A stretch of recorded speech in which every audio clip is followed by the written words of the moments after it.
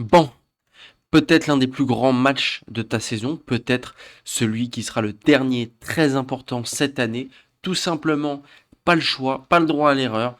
Le pire qui peut se passer pour le PSG, c'est simplement l'égalité. On ne veut pas voir une défaite demain. On aimerait même, franchement beaucoup, on aimerait, pour rassurer le public et pour se rassurer, vous les joueurs, on aimerait voir une grosse victoire, un gros score du PSG, même je dirais même on aimerait savoir qu'on est qualifié au bout de la 50e, même à la mi-temps, on aimerait savoir qu'on est qualifié. Pourquoi pas un 2-0 mi-temps, un 2-0 au bout de 60 minutes, pour même faire tourner, aller jusqu'à faire tourner. Franchement, je pense que c'est l'objectif quand tu es le champion d'Europe en barrage de Ligue des Champions contre Monaco. Je pense vraiment que c'est l'objectif du Paris Saint-Germain demain, et j'espère que ce qui va se passer. Attention, c'est là que je vous parle de victoire, de vraiment, je vous parle de victoire facile, etc. Je prends pas du tout de haut cette grande équipe qui est Monaco. Honnêtement, ils ont montré, même ce week-end, avec leur victoire contre Lens, qu'ils étaient capables de beaucoup de choses, qu'ils étaient capables de retourner un scénario. Si demain on gagne, voilà, si demain on gagne 1-0, on se prend triplé entre la 62e et la 72e comme ça, terminé. Ils ont des grands joueurs. Ansu Fati en est un. On va voir s'il va pouvoir jouer ou non. Mais en tout cas, attention à ne pas prendre de haut cette équipe de Monaco. Après, je pense que le Paris Saint-Germain, on a pris la leçon l'année dernière contre Aston Villa où c'était passé un poil de cul. Mais enfin bref, on va voir un petit peu quels sont les tenants et les aboutissants du match. À tout de suite. Footix parisien pour vibrer chaque jour. Les couleurs de Paris, c'est l'amour toujours. Actu déchaîné, prépare-toi au détour. PSG, c'est la vie, la passion, le parcours. Yo yo yo les petits frérots, Footix parisien, vous connaissez déjà, premier sur les news du PSG. Pour ne rien rater des news du PSG, abonne-toi. Bref, passons à la vidéo parce que là, on a du pain sur la planche. On a simplement ce Paris Saint-Germain-Monaco qu'on attend depuis des jours et des jours. On n'en peut plus, on se gratte les veines. Ce week-end, on a eu bon, quand même un bon Paris Saint-Germain-Metz. En plus, le PSG a pu faire tourner. Le PSG a complètement écrasé Metz. 3-0, mais surtout 2,41 XG à 0,09, 17 tirs à 3, 4 occasions de but à 0. Bref, c'était sur tous les plans. Le Paris Saint-Germain était 100% meilleur que Metz. Mais bon, Metz, actuellement, c'est 10 dernier de Ligue 1, 18e de Ligue 1, et c'est pas pour rien. Voilà, il ne faut pas prendre confiance en voyant ce résultat, mais je pense qu'on a pu mettre en confiance nos remplaçants. Je pense qu'un Likanguin a pu se mettre en confiance, un Gonzalo Ramos a pu se mettre en confiance. Même la défense, Zabarni, si jamais il doit rentrer, Beraldo, si jamais il doit rentrer, se met en confiance. Et même un Lucas Hernandez, parce qu'on oublie trop souvent. Mais Lucas Hernandez, mine de rien, c'est un joueur avant il était au Bayern, il est champion du monde, champion, double champion d'Europe, etc., etc. C'est un très bon joueur, il est sur le banc, c'est un des plus gros salaires de ton club. C'est quand même très très rassurant la performance qu'ils ont fait ce week-end du côté de Monaco. Comme je vous ai dit, Monaco a battu Lens, Lens premier de Ligue 1 en très grande forme. Et surtout, là, ce qui nous fait un peu peur, bon, il n'y a pas besoin non plus de trop stresser, mais ce qui nous fait un peu peur, c'est qu'ils déjà ils étaient à l'extérieur. Ils ont commencé par perdre 2-0 et en 10 minutes, ils ont retourné le match. Attention à Ansu Fati, je vous le dis, attention à Ansu Fati. Le frérot, il est rentré à la 69e minute, il marque un but à la 72e minute, il est en feu. Si on regarde cette année, vraiment, à chaque fois qu'il rentre, le mec, il te retourne un match, tout simplement. Il te retourne un match. Maintenant, je pense qu'il a de gros problèmes physiques pour ne pas rentrer comme ça, pour jouer que des bouts de match. Si vous regardez bien, il joue que des bouts de match, mais très souvent, il marque. Je pense que ça doit être, bon, peut-être pas un des attaquants en Europe qui marque le plus par rapport à ses minutes de jeu, mais vous voyez ce que je veux dire, surtout quand il était arrivé là au début, c'était solide, c'était quelqu'un de très très solide. Après, comme on a vu la semaine dernière, n'hésitez pas à aller voir un petit peu la vidéo de l'avant-match de la semaine dernière, je parle un petit peu de comment, ce que vaut Monaco, j'ai même fait une vidéo sur ce que vaut Monaco, sans même parler du Paris Saint-Germain.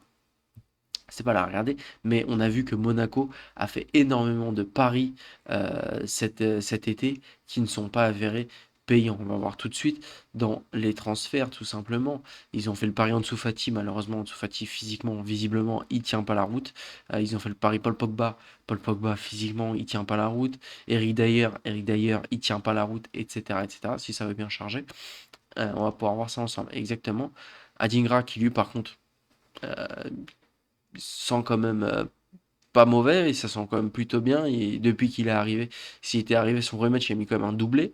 Pareil, Woodfaes, il a fait quand même un très bon match contre Paris. Bon, après, il s'est un peu chié quand il y a eu le penalty, etc. Mais c'est quand même un bon recrutement. Ils ont quand même fait des plutôt bons recrutements cet hiver. Mais cet été, c'était vraiment tragique avec Ansu Fati, Eric Dyer et Paul Pogba, qui les trois ne sont. qui joue que des bouts de match. En même temps, Eric Dyer, c'était un profil très compliqué. Il est complètement floppé au Bayern de Munich. S'il vient à la base à Monaco, c'est pour être un taulier. Il ne devient pas un taulier. Paul Pogba, le Paris Paul Pogba, ça aurait pu être la belle histoire de l'année. Malheureusement, je pensais il avait signé que 1 an. Il a signé 2 ans. Il se met bien. Le frérot, il se met bien parce que lui, il a signé 2 ans et il n'aura pas joué pendant 1 an. Est-ce qu'il va jouer l'année prochaine? On ne sait pas. Ça se trouve, il va même rompre son contrat cet été. On ne sait pas. Et celui, moi, qui me fait peur, je vous le dis, c'est Ansu Fati. Ansu Fati, il peut te retourner un match. C'est pas pour rien que les gens parlaient de lui comme étant le futur Messi quand Messi est parti, etc. Avant qu'il y ait vraiment l'éclosion de Lamine Yamal. Du côté d'Opta, comme vous le savez, Opta, c'est une intelligence artificielle qui calcule les chances qu'ont voilà, les clubs de passer, les matchs de passer, etc. Sur 10 000 simulations, Monaco ne passe que 8,8% des fois. Bon, vous vous dites, c'est plutôt rien, c'est vrai que c'est plutôt rien, mais ça fait quand même 880 fois sur 10 000. Bon, ça fait moins d'une fois sur 10. Normalement, le Paris Saint-Germain n'a pas grand-chose à craindre, entre guillemets. Mais quand même, moi, j'aurais cru que ça serait plutôt 95% des cas. En même temps, après, ça reste une bonne équipe. Je pense que c'est leur bon résultat ce week-end qui a fait que euh, qu'ils s'en sont bien sortis. Après, c'est quand même un résultat à mettre en... Voilà. Il y a eu, pour le coup, la pire performance, je pense, de la saison de Robin Risser. C'est quand même à mettre en exergue. Lui qui devrait être appelé pour la Coupe du Monde à la place de Chevalier a vraiment fait le pire match de sa saison. Et pour le coup, ça tombe contre Monaco. Et c'est tout à fait bien pour les Monégasques, mais c'est terrible pour le RC Lens. Aussi, autre chose rassurant, on a vu un Désiré Doué très confiant en conférence de presse. Le frérot, il sait qu'il a marqué des points. La semaine dernière, il t'a mis un doublé, un but. Ensuite, il arrive contre Metz, il te marque un but à la 3e minute. Il part à la mi-temps pour se reposer. Le frérot, il est en pétard. Il est là pour tout défoncer. Et je suis très content. Pour le coup, Ousmane Dembélé, lui, Ousmane Dembélé m'a plutôt rassuré de bout en bout à chaque fois qu'on l'a eu sur le terrain, mais celui qui me rassurait vraiment pas, c'est Doué. Et là, j'ai l'impression que Doué, il s'est vraiment mis en mode fin de saison, en mode Ligue des Champions, et même, il faut quand même qu'il y pense, il doit se qualifier pour la Coupe du Monde.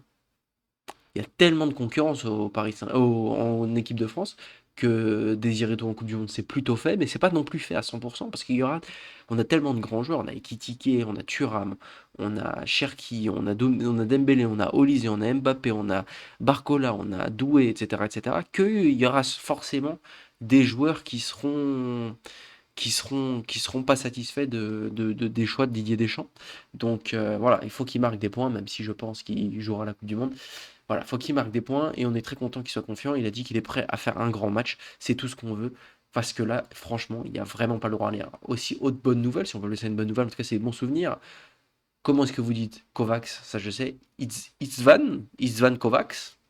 Désolé à mes amis, je sais pas quelle langue c'est, je pense que c'est un polonais, je crois.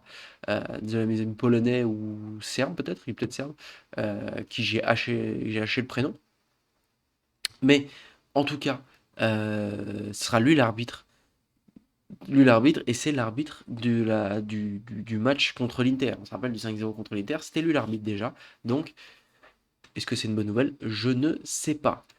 En tout cas, Monaco, eux, sont plutôt confiants. Je pense qu'ils arrivent avec la même confiance qu'avait eu le Brest l'année dernière. Sauf que Brest l'année dernière, ils avaient commencé à 3 buts de retard. Je ne sais pas si vous vous souvenez, on avait battu 3-0, ensuite 7-0 en retour. Là, Monaco, ils doivent se dire que c'est possible. Ils vont pas. C'est pas comme Brest l'année dernière qui avait pris énormément de risques dès le début du match. Donc c'était fini en pugilat en 7-0. Là, Monaco, je pense qu'ils savent qu'ils ont le temps. Une petite victoire 1-0, hop, il y a les prolongations, ça peut se faire. Un petit 2-0, ça peut se faire.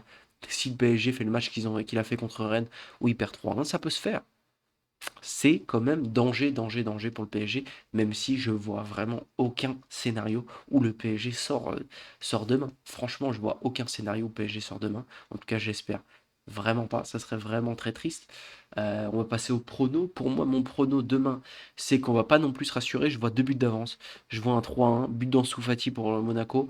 Et je vois bien un but de Barcola, un but de Doué et un but de Nuno Mendes. Voilà, je verrai bien ce score-là. N'hésitez pas à me dire vos pronos dans les commentaires, comme d'habitude. Comme ça, pour l'après-match, on pourra voir qui a eu raison, qui a eu tort. Même ceux qui pensent que Monaco peut passer, ceux qui voient une égalité, ceux qui voient les pénaltys, ceux qui voient tout. Vous mettez votre scénario, comme moi, là je viens de dire tout mon scénario. Et comme ça, on pourra voir qui a eu raison dans l'après-match. Bref, n'hésitez pas à liker, partager vous et commenter, ça me fait super plaisir.